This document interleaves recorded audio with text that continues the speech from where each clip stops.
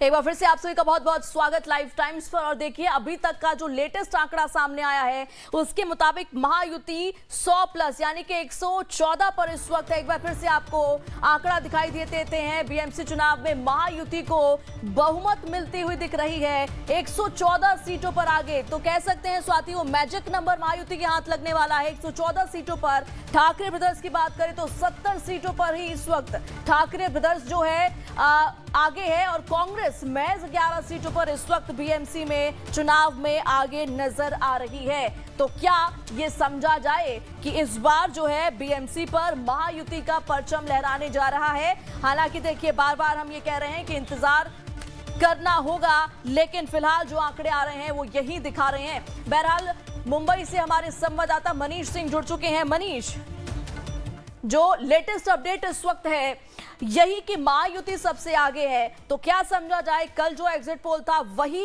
होता हुआ दिख रहा है बीएमसी चुनाव में इस बार? मनीष, बिल्कुल प्रेरणा, देखिए एग्जिट पोल जो आए थे उनसे मिलता जुलता ही जो एक तरीके से कह सकते हैं रिजल्ट्स आते हुए दिखाई दे रहे हैं, रुझान आते हुए दिखाई दे रहे हैं, वो वैसा ही दिख रहा है।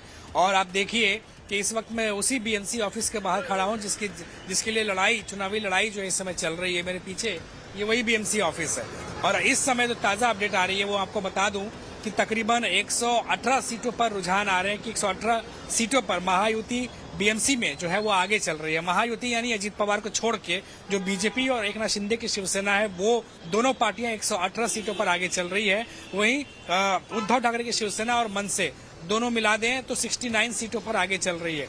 इसके अलावा 11 से 12 सीटों पर कांग्रेस है। इनके अलावा और कोई पार्टी यहाँ दिखती नहीं है। शॉकिंग चीज है कि अजीत पवार की एनसीपी मुंबई में अभी तक खाता भी नहीं खोल पाई है। ये सबसे बड़ी जो है ताज्जुब वाली बात है। वही प्रेरणा मैं आपको बता दूं कि कुछ सीटों पर मैं जानकारी दे दूं जिन पर खासा सबकी नजर थी। वार्ड नंबर 2 आपने देखा होगा, वहां से बीजेपी की कैंडिडेट जो है तेजस्वी घोसालकर वो जीत गई है। तेजस्वी घोसालकर का नाम इसलिए ले रहा हूं क्योंकि उनका नाम बहुत ज्यादा चर्चा में था, क्योंकि उनके हस्बैंड की डेथ हो गई थी फेसबुक लाइव के दौरान और बहुत ज्यादा वो खबर चर्चा में रही थी। उसके बाद वो यूबीटी शिवसेना के साथ थी, लेकिन बीएमसी चुनाव से कुछ दिन पहले वो उद्धव ठाकरे की शिवसेना छोड़कर बीजेपी में शामिल हुई थी और बड़े मार्जिन से वो वार्ड नंबर 2 से जो उद्धव ठाकरे की शिवसेना की कैंडिडेट थी धनश्री, उनको हरा करके वो वहां से विजयी हुई हैं। तो इसी तरीके से अलग अलग वार्ड से खबरें आ रही हैं जहां पर ज्यादातर करके बीजेपी के कैंडिडेट जीत रहे हैं। हालांकि मुंबई की बात करें तो उद्धव ठाकरे की शिवसेना एकनाथ शिंदे की शिवसेना पर भारी पड़ती दिखाई दे रही है। बिल्कुल मनीष, देखिए जल्द वापस आपके पास लौटेंगे। हमारे साथ एक स्पेशल गेस्ट जुड़ चुके हैं शिवसेना यूबीटी से संजय द्विवेदी। आपका बहुत बहुत स्वागत लाइव टाइम्स पर। संजय जी, अभी तक जो आंकड़ा सामने आया है, आपने आपकी तरफ से पार्टी की तरफ से कई हमारे साथ जो नेता जुड़े उन्होंने यही बोला कि एग्जिट पोल पे भरोसा ना किया जाए क्योंकि एग्जैक्ट पोल में वो तब्दील नहीं होगा। अभी तक जो आंकड़ा आ रहा है लेकिन एग्जिट पोल तो तब्दील होता हुआ दिख रहा है, सबसे आगे महायुति है। संजय जी, देखिए बहुत स्पष्ट एक बात होती है, लोकतंत्र है ये, प्रजातंत्र है ये। लोकतंत्र में कोई युद्ध तो होता नहीं है, ये हमारी वोट से लड़ाई होती है किसको कितने वोट मिले। होता आदमी 50 वोट से हार जाए, 4 वोट चार जाए, 10 वोट चार जाए तो हारा हारा कहलाता है। लेकिन जो हम स्थितियां इसमें देख रहे हैं कि जिस तरह से भारतीय जनता पार्टी ने फंड का दुरुपयोग किया, बीएमसी का 50% जो आकस्मिक फंड था वो फंड निकाल लिया। ये तमाम ऐसी चीजें जो भारतीय जनता पार्टी द्वारा हुई है, जो तमाम 10 गारंटियां दी गई उनको पूरा नहीं किया, तो जनता में निश्चित रूप से रोष है और जनता ये दिखा रही। लेकिन वो अलग बात है, हार जीत अंतर तो अलग होता है देखिए, लेकिन जनता अपना रोष दिखा रही। जिस तरह से उद्धव ठाकरे ने कहा जा रहा था इनकी कुछ सीटें नहीं आएंगी, मनसे की सीटें नहीं आएंगी, इनका गठबंधन बेकार है, जबकि खुद लोकसभा चुनाव में माननीय राज ठाकरे जी का समर्थन लेकर लोकसभा चुनाव लड़े और निरंतर फडणवीस जी, एकनाथ शिंदे राज ठाकरे जी से मुलाकात करते हैं।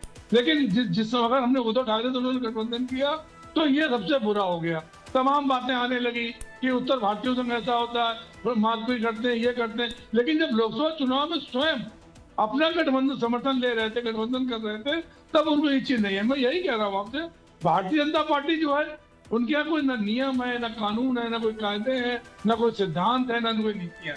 उनका सिद्धांत एक सूत्री कार्यक्रम है, चाहे चुनाव को बरकरार जाए अब आप बताइए, संविधान हम लोग संविधान बनाते हैं, संविधान चुनाव बनवाता है, किस लिए बनवाता है कि चुनाव संविधान बनाता है उसको जब तक 5% वोट नहीं आएंगे तब तक रजिस्टर्ड पार्टी नहीं होगी।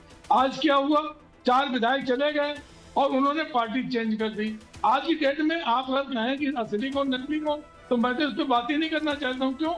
अगर एकनाथ शिंदे को पार्टी शिवसेना ना मिलती, धनुष्मान ना मिलता और मानी दोनों एक जैसे होते, तब ये देखा जाता कि साहब जनता किसके साथ में है। लेकिन जनता आज भी हमारे साथ है। आज भी महामंत्र जो बीएमसी चुनाव हो रहा है, जो बाकी 29 में चुनाव हो रहा है, आप देख रहे होंगे कि जिस तरह से उद्धव ठाकरे को जनता ने साथ दे रही है, साथ आ रही है, 12% विधानसभा में वोट दिया। संजय तो जी, उससे यही जनता लग रहा साथ कि दे रही है तो जनता फिर की- महायुति आगे कैसे है? नहीं, अगर देखिए, जनता मैंने भी आपके आपको साथ कहा कि है, लोकतंत्र जनता को है, यहाँ पे ठाकरे सपोर्ट ब्रदर्स भी मार सकते हैं। पर भरोसा है, तो सबसे आगे इस वक्त बीजेपी कैसी है, शिवसेना शिंदे कैसे है? मैंने क्या कहा आपसे, मैंने कहा कि शिंदे सीटें देख ली कितनी निकल रही हैं, उद्धव ठाकरे सीटें कितनी निकल रही हैं, आप इसी से देख लीजिए आप। दूसरी चीज और मैं कह रहा हूँ, अभी तो रिजल्ट आया नहीं, रिजल्ट आने दीजिए, इसमें अंतर और कम होगा, अभी अंतर कम हो जाएगा। लेकिन कुछ सीटें ऐसी होती, चाहे बीजेपी हारे कम अंतर से, चाहे हम हारे, चाहे कोई दूसरी पार्टी हारे, तो हार जीत का अंतर भी कभी कभी कम हो जाता है, उसमें भी हार जीत हो जाती है। लेकिन जनता का जो विश्वास है, जनता का जो भरोसा है, वो उद्धव ठाकरे जी के साथ है। ये आपको दिखाई पड़ रहा लेकिन होगा, संजय जी, आपको दिखाई पड़ रहा होगा।